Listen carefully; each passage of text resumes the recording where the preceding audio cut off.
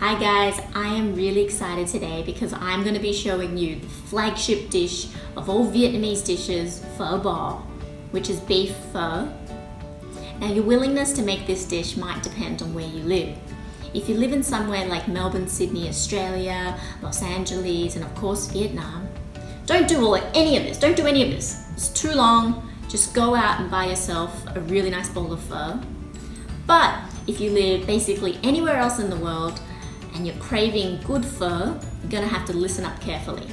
Because in New York, all the pho is terrible. So I had to teach myself how to make the best pho. And I've done it. 3 main things you need to know. Firstly, you need to make a really good pho broth.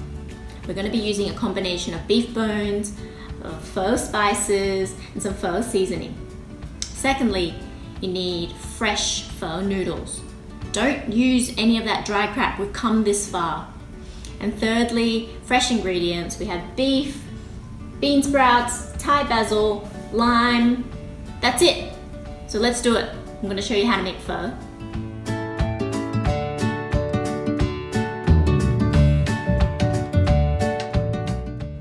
To make the pho broth, we're going to need at least 3 big beef bones.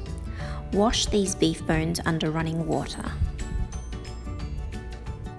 Then put the beef bones in a pot of water and boil for about 10 minutes. Then drain the beef bones. This process removes the impurities before we make our broth. Add 4 liters of water to the beef bones and bring it to a boil. Add 1 whole peeled onion, 1 tablespoon of sugar, and 1 tablespoon of salt. Now this part is quite unique. We're going to be frying up some extra spices and ingredients to give the pho broth some real flavor. We start by cutting 1 onion in half and removing the skin. And cut a piece of ginger that is about 2 to 3 inches long into thick strips, keeping the skin on. We're going to be frying all these ingredients. And place the onion flat onto the pan, as well as the strips of ginger.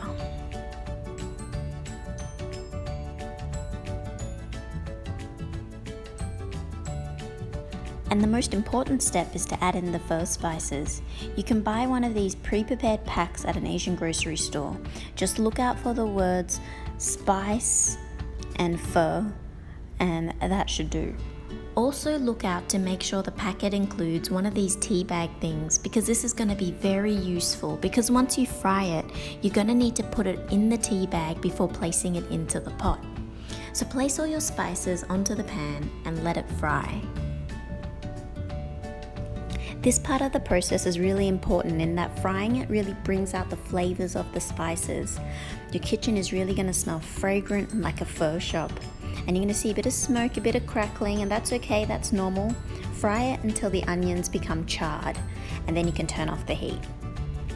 So take everything to a chopping board and remove all the charred parts from the onion by cutting it off. We don't want to include this in our pho broth.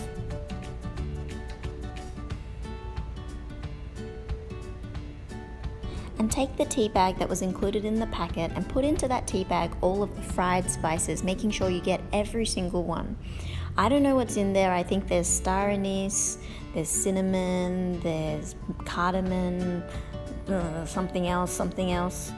And then tie it up so that none of the pieces fall out when it's floating in your pho broth. Now back to our pot of beef bones that has been simmering on the stove. Place into that pot the fried onion, the fried ginger pieces, and finally our tea bag of pho spices. Making sure that's dunked in under the water, and it's going to bring out the flavor into the broth.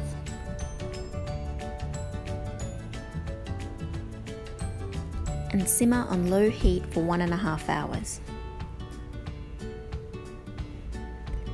After 1.5 hours of simmering, take out the onion halves from the pot because you want to stop it from falling apart into the broth.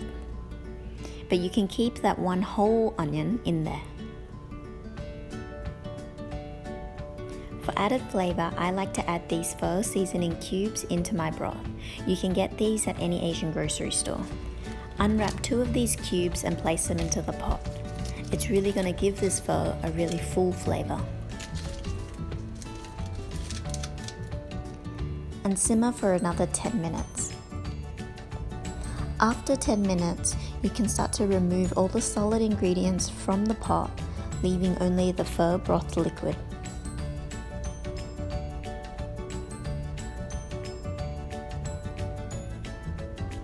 And that's how you make the pho broth.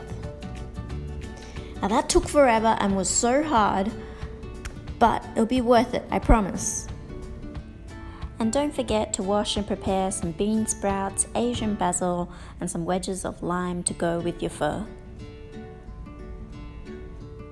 Add some beef to your pho by very finely slicing up some beef. Here I'm using a beef round cut. If you can get the butcher to do it, get them to do it. You want it to be very thinly sliced because traditionally pho is served with rare beef and you want it to cook easily when the hot pho broth is poured on top. Cook the pho noodles by adding the fresh pho noodles to a pot of boiling water and simmer for about 2 minutes, separating it so that it doesn't stick together.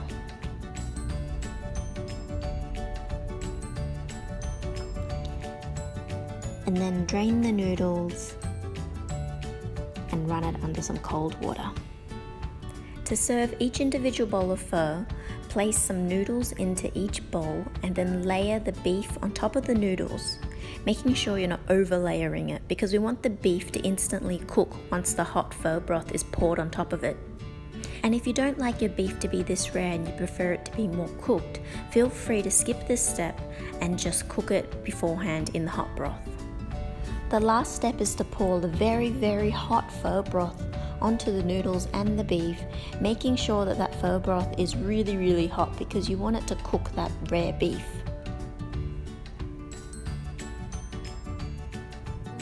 I'm feeling very Vietnamese right now. We've made this beautiful pho. Now I'm going to show you how to eat it. I'm going to add in some bean sprouts, pick off some of the Thai basil that we want to add. It's a really good combination of flavors. Squeeze in a little bit of lime.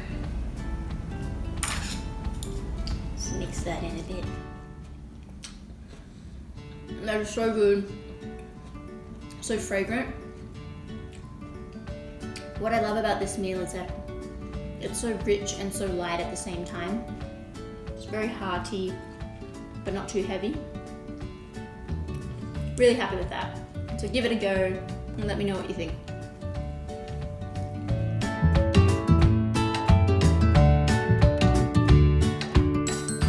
Thanks for watching. I'll upload another video next week once I've recovered from this one.